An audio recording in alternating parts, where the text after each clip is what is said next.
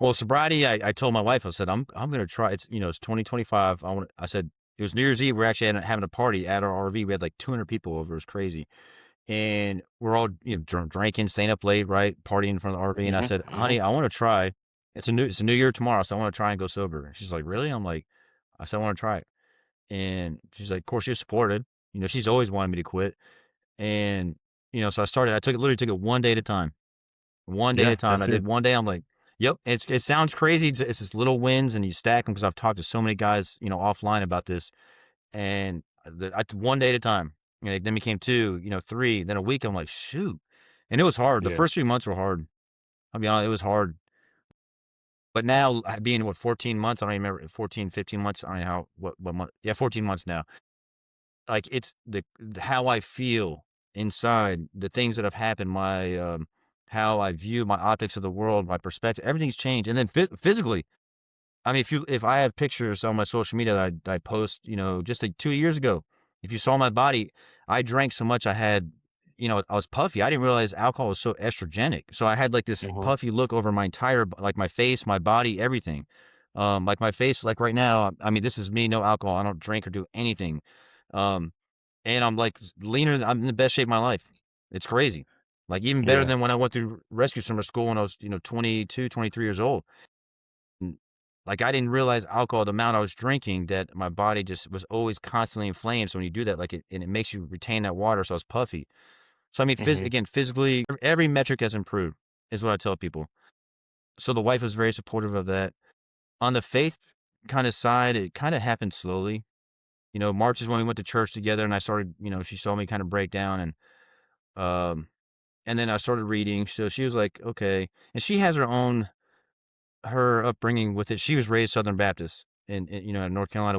You went to church every Sunday and on Wednesday, and I think went like Friday or whatever. She's very, very involved in the church at a young age, and then she got kind of turned off on it because a lot of them were, sleeping around. They were drinking. They would, say one thing in the church setting and then behind closed doors doing other things. So she thought they were, hypocritical. So she kind of pulled away from it.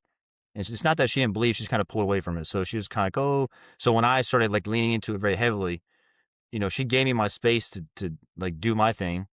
And then, but now she sees how I've changed for the better, and she's kind of getting on board with it.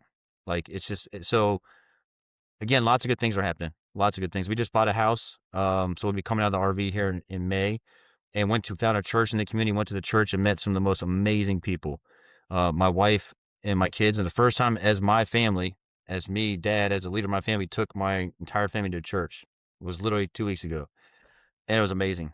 And my kids loved it. The people, yeah, no, again, I'm telling you, God is good. Like how He works. So just yep. So now I feel like everybody's on board. Everybody's following Dad's lead because I'm following his lead. So it's working out.